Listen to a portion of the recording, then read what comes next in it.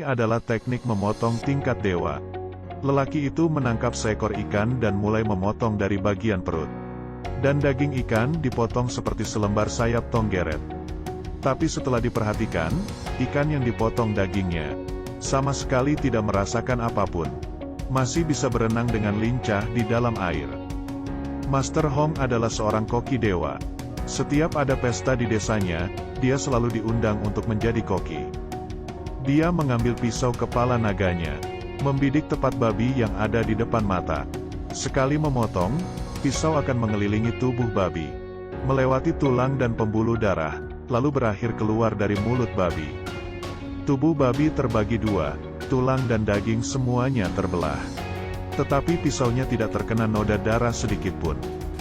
Warga desa sangat terpukau. Tapi siapa sangka, di saat mereka melahapnya, tiba-tiba mereka merasa pusing, sakit perut dan muntah-muntah. Semuanya keracunan. Master Hong tidak mengerti.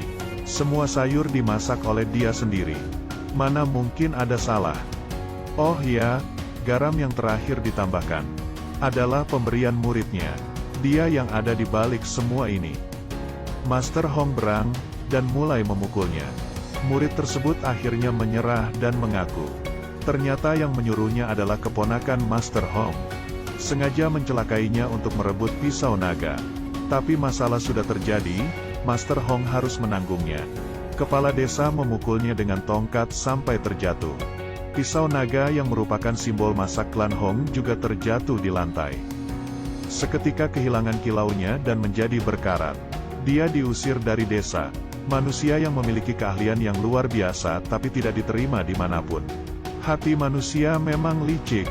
Master Hong pun datang ke kota dan menemukan sebuah restoran bernama Empat Lautan. Dia menghentikan langkahnya dan melihat totem yang ada di lantai. Dia teringat, ini adalah restoran yang dibuka oleh gurunya. Gurunya sudah lama meninggal. Sekarang restorannya dijaga oleh dua anak perempuannya. Setelah Master Hong masuk, si gadis bertanya kepadanya mau makan apa. Jawaban Master Hong membuat orang tercengang. Dia memesan kol rebus. Sayur ini terdengar simpel, tapi sangat menguji keahlian koki. Kepala koki tahu, ini pasti seorang ahli. Pada saat yang bersamaan, seorang preman juga datang ke restoran. Sejak kecil berlatih seni bela diri, keahlian memotongnya luar biasa. Sangat angkuh. Melihat Master Hong yang di seberangnya memesan kol rebus. Merasa penasaran, juga ikut memesan. Saat kol rebus dihidangkan di atas meja, Master Hong mencicipinya. Dia hanya mengeluarkan dua kata, minta bon. Bos Cui Hua datang bertanya, apa ada yang tidak puas? Master Hong berkata, sungguh terlalu biasa, saya tidak puas sama sekali. Kepala koki emosi saat mendengarnya, dan mengajaknya bertanding keahlian memasak. Kalau dia menang, kepala koki akan meninggalkan restoran. Kalau dikalah, Master Hong harus mencuci piring di sini selama 1 tahun. Master Hong merasa tertantang dan menerima pertandingan ini. Dan mengundang preman di seberang untuk membantunya. Dan soal perlombaan kali ini adalah memasak bebek. Kepala koki sekali melihat, langsung memahami rangka bebek. Dan Langung mulai bekerja. Tak lama kemudian sayur pun dihidangkan. Xiao Mei duluan mencicipi bebek yang dimasak oleh kepala koki. Rasa dan teksturnya sangat pas. Luar biasa. Tetapi Master Hong hanya mengeluarkan 4 kata, sudah pasti ngomongnya begitu. Xiao Mei kesal. Menunjuk ke arah bebek yang dimasaknya, kamu lihat bebek ini. Baru dihidangkan, sudah dingin. Lalu mengulurkan tangannya untuk menyentuhnya. Adik. Ya Tuhan, kenapa sangat panas? Tiba-tiba kulit bebek robek. Mengeluarkan panas dan suara mendesis. Rupanya bebek yang dilumeri maltosa mempunyai efek menghangatkan. Tidak hanya begitu, Master Hong mengetahui bebek sifatnya dingin. Saat melakukan kontak dengan pisau, daging bebek akan mengeras dengan cepat. Maka itu, saat memproses bebek yang diandalkan adalah tenaga dalam. Xiao Mei mencicipinya, langsung terkesan. Kepala koki mencicipinya, ekspresi berubah, langsung mengaku kalah, dan meninggalkan restoran. Sejak saat itu, Master Hong berhasil menjadi kepala koki di restoran. Bersama dengan si preman Awei. Awei sifatnya angkuh, tidak terima menjadi pembantu Master Hong. Dan mengajak Master Hong bertanding keahlian memotong. Pertandingan dimulai. Master Hong mengambil seekor ikan. Dengan sigap memotongnya menjadi lembaran. Tetapi ikan yang diambil dagingnya masih bisa hidup dan berenang dengan bebas. Lalu mencicipi daging ikan. Segar, lembut, manis, halus. Daging ikan rasanya seperti hidup kembali di dalam mulut. Awei akhirnya mengaku kalah dan meminta Master Hong untuk menjadi gurunya. Master Hong memang bermaksud begitu, tapi tidak langsung menyetujuinya. Masalahnya Awei sifatnya tidak sabaran dan angkuh.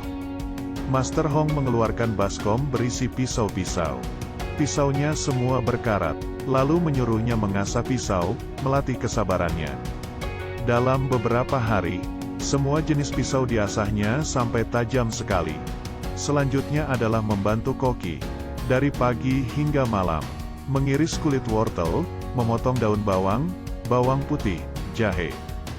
Dari kecil sampai besar semua harus dikerjakan.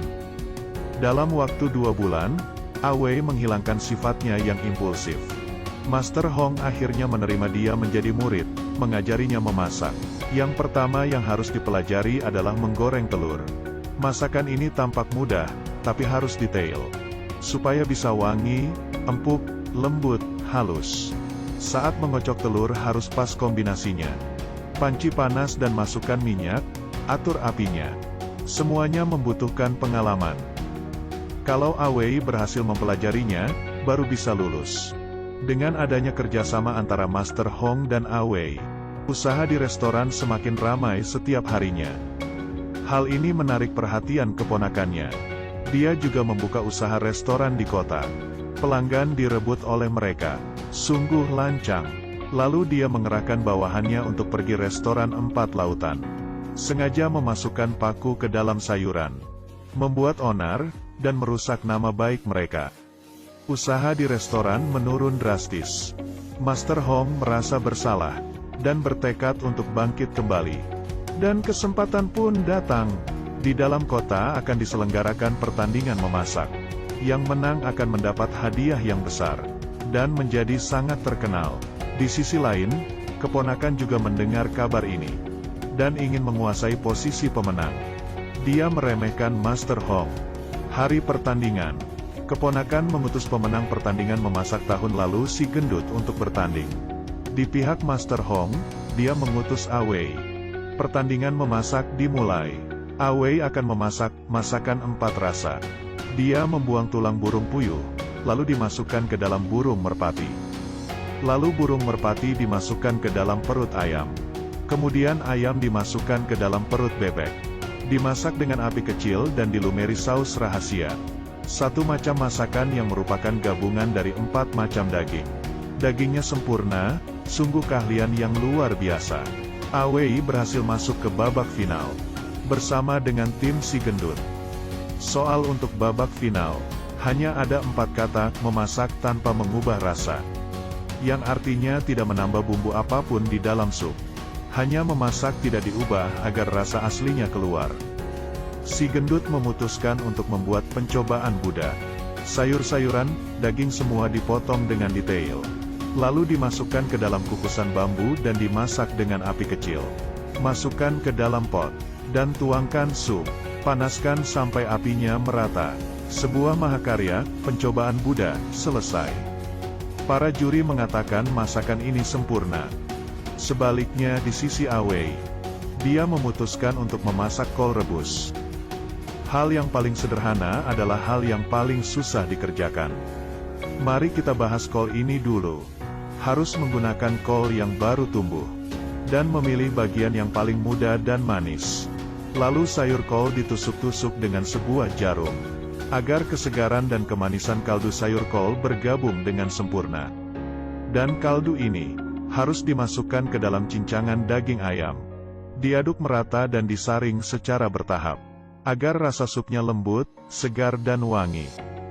Terakhir tambahkan tahu yang diiris dengan pisau naga. Kol rebus selesai dimasak. Di hadapan juri, tahunya perlahan mekar, dan menyatu dengan supnya. Mereka meminumnya dan menutup mata. Lalu merasakannya, sungguh puas. Menggunakan bahan yang paling biasa dan sederhana, dan dimasak menjadi sesuatu yang berharga. Ini baru namanya, memasak tanpa mengubah rasa. Si gendut tidak senang, maju dan mencicipinya, lalu melepas topi kokinya dan pergi tanpa berkata apapun. Akhirnya semua orang bertepuk tangan. Awei menjadi dewa koki dalam pertandingan tahun ini. Sebenarnya memasak itu sama dengan orang. Daripada hidup penuh perhitungan, lebih baik menjadi diri sendiri. Maka hidupmu akan